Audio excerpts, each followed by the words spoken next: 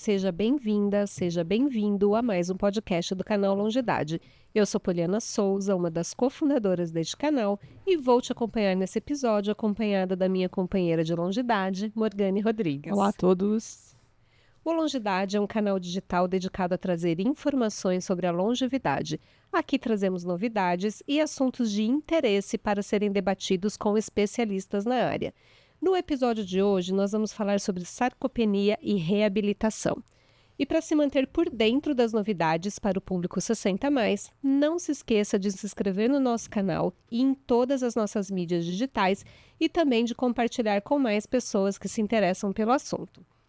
Os nossos convidados de hoje já estiveram aqui conosco, a gente já bateu um papo muito interessante sobre suplementação e hoje nós seguimos conversando com o médico nutrólogo Tiago José Martins Gonçalves e a médica nutróloga Sandra Elisa Gonçalves. Sandra é médica especialista em nutrologia pela Abram e coordenadora da nutrogeriatria da Rede Prevent Senior. Tiago também é médico nutrólogo, especialista em nutrologia pela Abram, especialista em terapia nutricional pela Braskem, tem doutorado em ciências médicas e pesquisador em envelhecimento. Olá, Sandra. Olá, Tiago. Olá, sejam bem-vindos novamente. Sejam muito bem-vindos ao nosso canal. Bom, hoje a gente vai falar sobre um assunto importantíssimo. Hoje se fala muito sobre promoção do envelhecimento bem-sucedido, né? A gente fala que a gente está na década do envelhecimento saudável pela Organização Mundial de Saúde, a gente se preocupa muito com as questões relacionadas, né, a promover saúde, a reduzir adoecimentos no envelhecimento, mas o fato é que das pessoas, né, muitas das pessoas 60+, né, as pessoas que hoje já estão no seu processo de envelhecimento, elas envelheceram em uma outra cultura de saúde, em uma cultura onde a gente não pensava sobre o processo de envelhecimento, onde a gente não achava que ia viver tanto, onde a gente não tinha as informações que a gente tem hoje sobre o impacto dos hábitos de vida, da atividade física, da alimentação e da importância em fazer o que hoje a gente chama de poupança de saúde, né, de poupança muscular. E hoje a gente sabe da importância de tudo isso para um processo de envelhecimento saudável. E eu acho que é aí que entram essas questões importantes para a gente conversar hoje, né, e que entram os processos de reabilitação, né. Então, para a gente começar essa conversa, eu queria começar colocando uma reflexão, né? A gente sabe que com o envelhecimento, a nossa capacidade funcional pode declinar, né? Nem todo mundo perde capacidades, nem todo mundo perde da mesma forma, na mesma velocidade, intensidade, mas a gente sabe que a gente tem um risco maior de que isso aconteça com o processo de envelhecimento. Qual que é o papel da reabilitação nesse contexto? É isso aí, Poliana. Na verdade, quando muitas pessoas falam de reabilitação num paciente idoso, eles vão pensar naquele paciente que tem uma doença crônico-degenerativa, já numa fase moderada, avançada, ou naquele paciente idoso que sofreu uma cirurgia ortopédica e ele precisa reabilitar. Mas a gente tem que lembrar que a nossa capacidade funcional começa a declinar depois dos 35, 40 anos, né? Quando sempre me perguntam, doutor, quando eu procuro um geriatra, procuro um profissional do envelhecimento? Eu falo, olha, a partir dos 40 anos você já pode procurar, porque é quando a gente já começa a envelhecer. E todos os nossos sistemas, eles vão envelhecendo, né? E no caso da reabilitação, principalmente, a massa muscular, ela começa a envelhecer com 35, 40 anos, né? O nosso músculo, ele trabalha com muita explosão de energia, né? E tudo que consome muita energia produz muito radical livre. E isso faz com que a célula envelheça muito mais rápido. Então, tudo que você faz movimentos muito rápidos, ele tende a envelhecer mais rápido. Então, a partir dos 40 anos, a gente começa a declinar nossa capacidade muscular, né? Hoje a gente não fala nem só em capacidade funcional, mas capacidade intrínseca, né? Porque é músculo, cérebro, né? E social junto. Então, é nessa fase que a gente já tem que se preocupar. E foi como a Poliana disse, a gente está vindo de uma população que não tinha as orientações de suplementação, de alimentação saudável, de musculação, né? Era musculação, uns anos atrás, remetia a um outro tipo de público, né? Um público, o esportista mesmo, né? E não como hoje a gente vê os idosos frequentando a academia. Então, é nessa fase dos dos 40 aos 60 anos que a gente vai precisar fazer com que essa curva aqui, esse declínio dessa curva da capacidade funcional, ela pode chegar até um momento de desabilidade física, onde você precise ter uma reabilitação mesmo programada. Então, o nosso papel é isso, fazer com que entre esse paciente que está envelhecendo, está caindo, declinando capacidade funcional, dos 40 aos 60, a gente empurra essa curva para cima e que ele mantenha os sistemas organizados. Porque uma vez que o nosso paciente idoso, ele ultrapassa um limiar da capacidade funcional, ou seja, tem uma sarcopenia mais grave ou tem uma disfunção muscular mais grave, invariavelmente ele vai ficar dependente de uma reabilitação aí muito mais prolongada. E a gente não quer isso. A gente quer que o paciente tenha uma promoção de saúde, mas que não fique dependente de uma reabilitação para exercer as funções de vida diária, né? Que é o que mais impacta o nosso paciente no final. Quando a gente fala de sarcopenia hoje, a maioria das pessoas associa só a baixa massa muscular. É só isso, sarcopenia? Hoje a gente estuda muito sarcopenia, né? Eu já estou 10 anos só estudando sarcopenia, músculo esquelético, e a gente sabe que não é bem isso, né? Então, popularmente, ela é conhecida como, perdeu massa muscular, o paciente é sarcopênico, até profissionais de saúde, né? Olham um paciente e falam, esse paciente é sarcopênico. Mas sarcopenia já é um diagnóstico que não é mais de perda de massa muscular, a gente sabe que é perda de força muscular, porque a força muscular independe da quantidade de massa diretamente, ou seja, um paciente pode ter até uma massa boa, né? A gente vê isso muito nos nossos idosos que estão envelhecendo com obesidade. Às vezes eles têm uma massa, eles são pacientes que têm uma massa adequada, mas o músculo dele é um músculo doente, é um músculo que está infiltrado de gordura, é um músculo que na hora da contração ele não consegue, como resultado final, garantir uma força. E o nosso paciente idoso, ele precisa de força para quê? Para levantar da cama, para ele conseguir ir no mercado, para ele conseguir fazer um alimento ali para o neto, para o filho. Ele precisa ter força, né, para ter o convívio social e para exercer suas atividades. Então, muito mais do que a massa, a gente tem que estar preocupado com garantir a força, a manutenção da força nesse paciente idoso. Por isso que hoje sarcopenia é perda de força, que pode ou não estar associado com a perda da massa. Então, hoje mudou esse conceito. Como é que a gente identifica sarcopenia? Assim, é simples? Eu tenho testes que eu posso pedir para o profissional que me acompanha realizar no consultório? Ou eu preciso fazer exame? Como é que eu identifico? Ou eu mesmo percebo que eu tô, sarcopênico, já que você falou da força, né?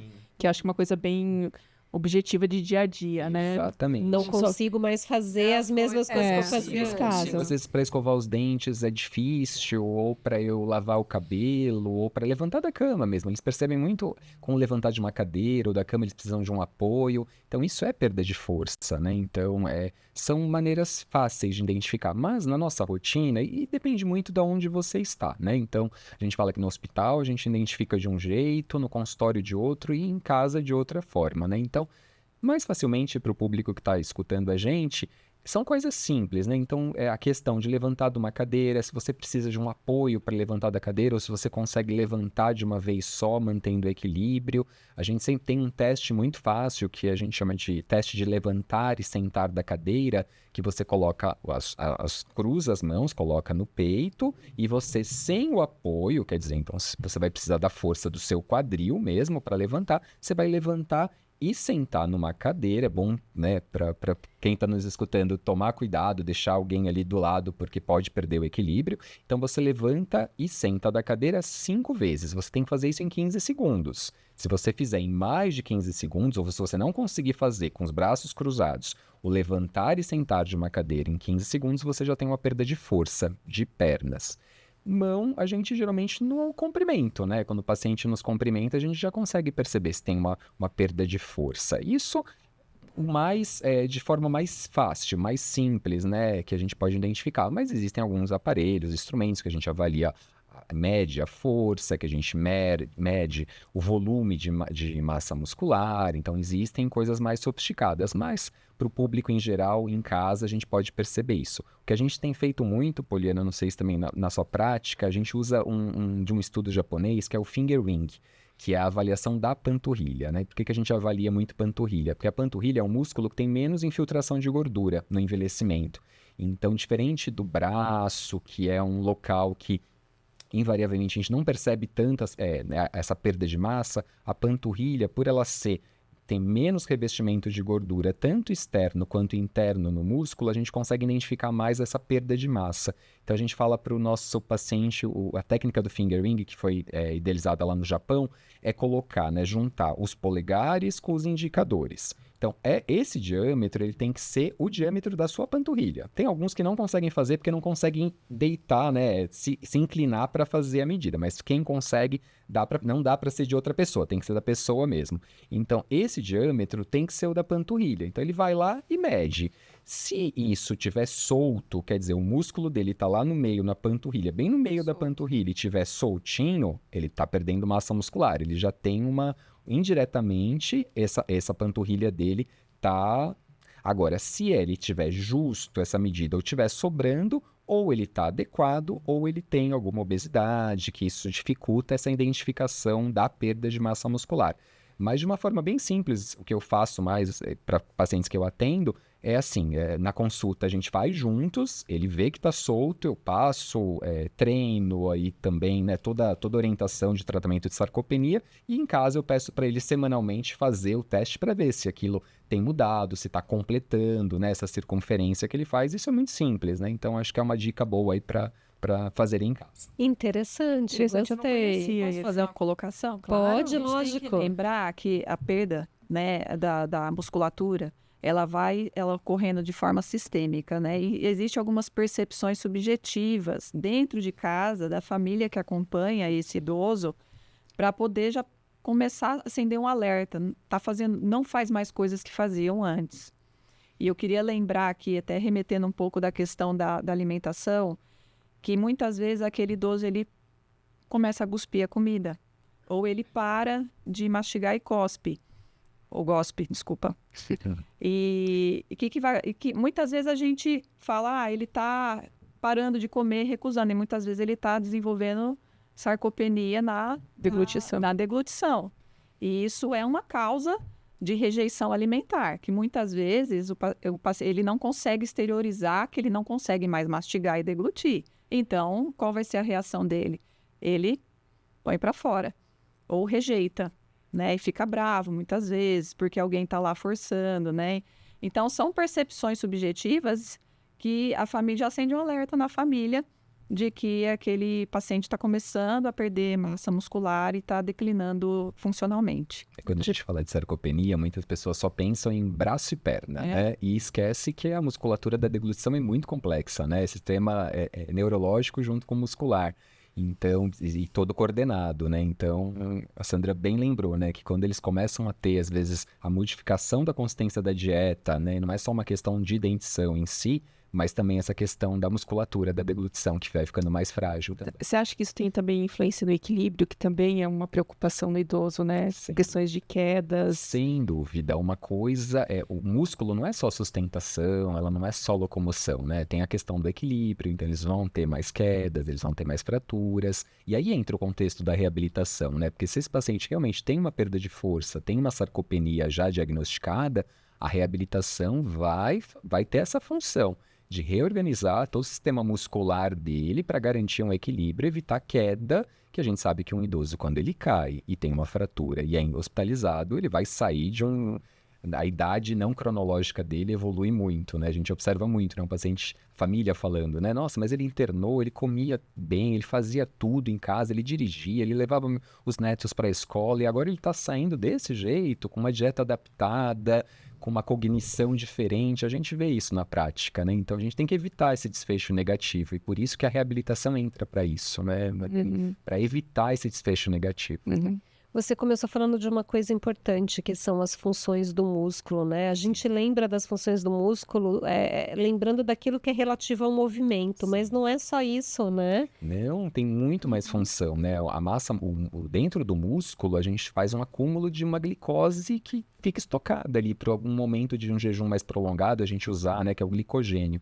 Então, a partir do momento que você começa a perder a massa muscular, ou esse músculo começa a ficar doente, né? Hoje a gente chama de mioesteatose, que é uma doença do músculo, né? De infiltração de gordura.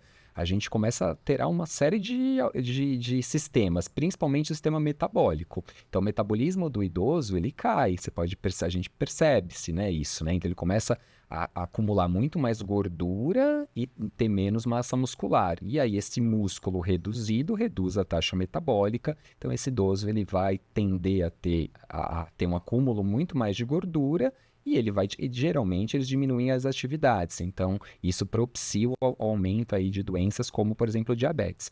E em consonância com isso, também tem essa questão. Quando reduz massa muscular, você reduz o seu controle glicêmico. Ele não vai ter mais ali onde acumular glicose dentro do músculo para manter a glicemia adequada. Então, esses pacientes também, quando perdem mais massa muscular, eles também têm um fator de risco maior para ter um diabetes mais descompensado ou uma alteração glicêmica muito mais fácil por conta dessa redução aí do controle glicêmico que o músculo ele pode fazer.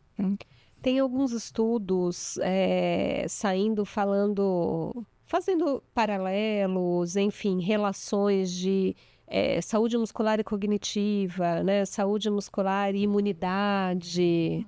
Com certeza, principalmente porque por todas essas funções do músculo, né, e especialmente, né, o músculo ativo, ele libera uma série de hormônios, né, como por exemplo a irisina, que é um hormônio que tem uma ativação cerebral muito importante, né, então você manter essa musculatura ativa e às vezes ter que usar um suplemento nutricional que vai ativar a síntese proteica dentro do músculo, vai fazer com que sua imunidade melhore, vai fazer com que você tenha um recrutamento, né, de sinalização excitatória neurológica melhor. Então, tudo isso é um sistema em equilíbrio, né? Que, invariavelmente, esse paciente com redução de massa muscular muitas vezes, quando ele reduz massa muscular também, a questão social, né? Ele acaba ficando mais embotado, porque não tem força, às vezes, para caminhar, para ir no mercado. Então, é uma coisa uma cascata, né? Que vai se deteriorando ali, ele vai reduzindo a atividade física por conta desse embotamento social e também por perda do convívio, né? Então, por isso a importância da reabilitação. Então, é esse o paciente que a gente precisa reabilitar, precisa colocar ele num programa, né, de reabilitação. Eu queria só colocar aqui que a atividade física, gente, é importantíssima para controle de dor.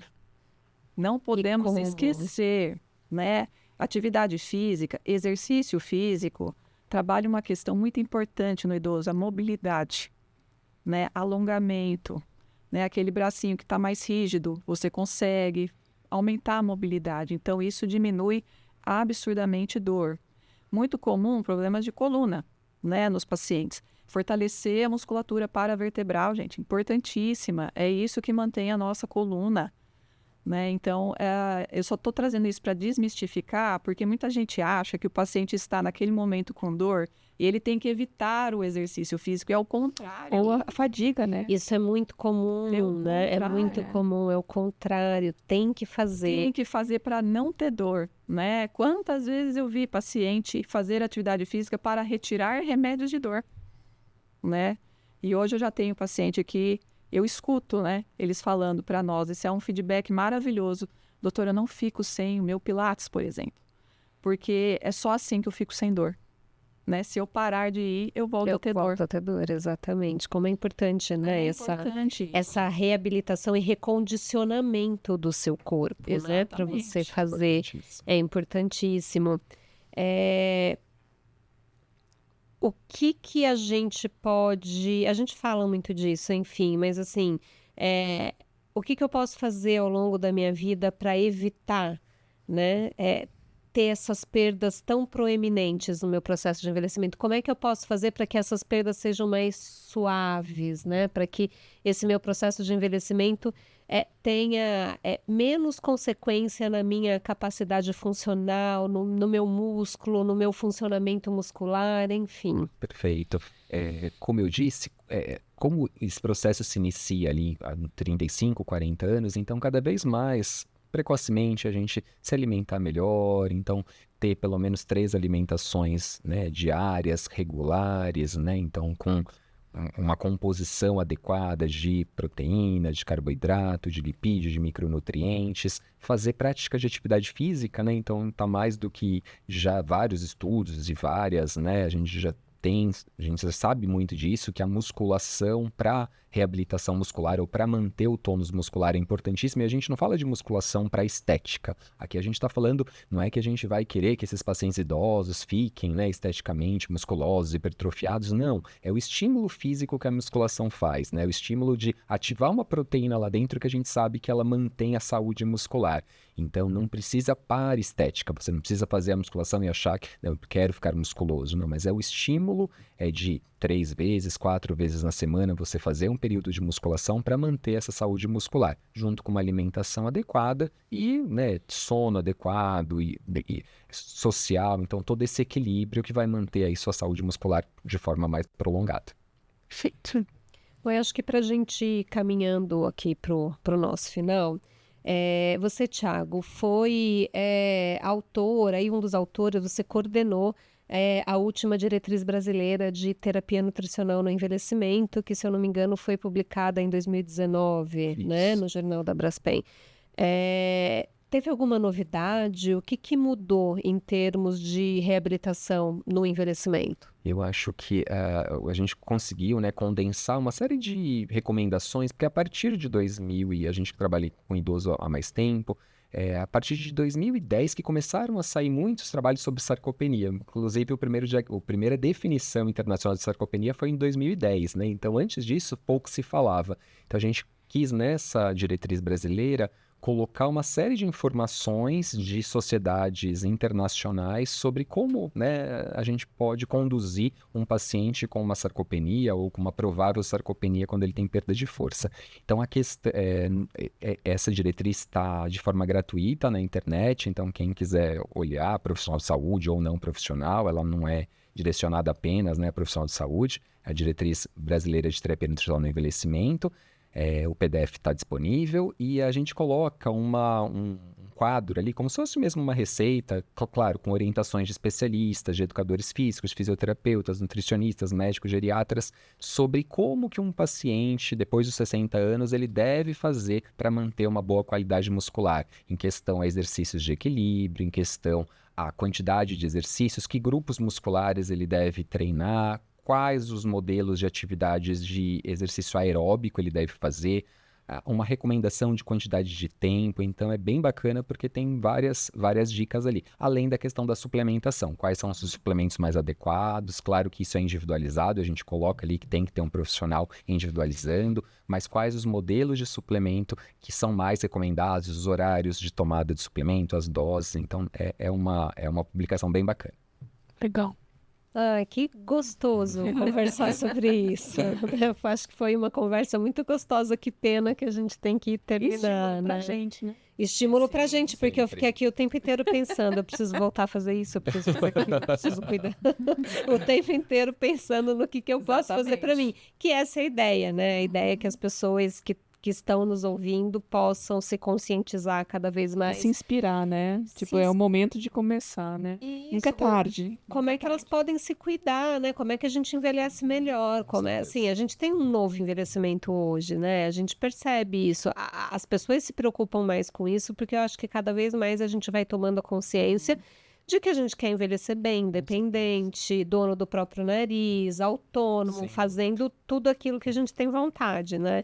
Então, que bom que hoje a gente pode contar com informações de qualidade. Então, queria agradecer a vocês. Muito obrigada. Muito obrigada.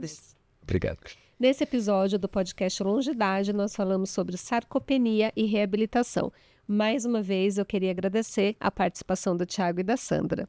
Lembre-se de se inscrever no nosso canal e acompanhar o Longidade nas redes sociais para ficar informado e desenvolver uma longevidade com saúde e qualidade de vida. E comente aqui o que você gostaria que a gente trouxesse, fala pra gente, traz o que você gostaria que a gente discutisse aqui e a gente se vê no próximo episódio. Até mais. Até mais.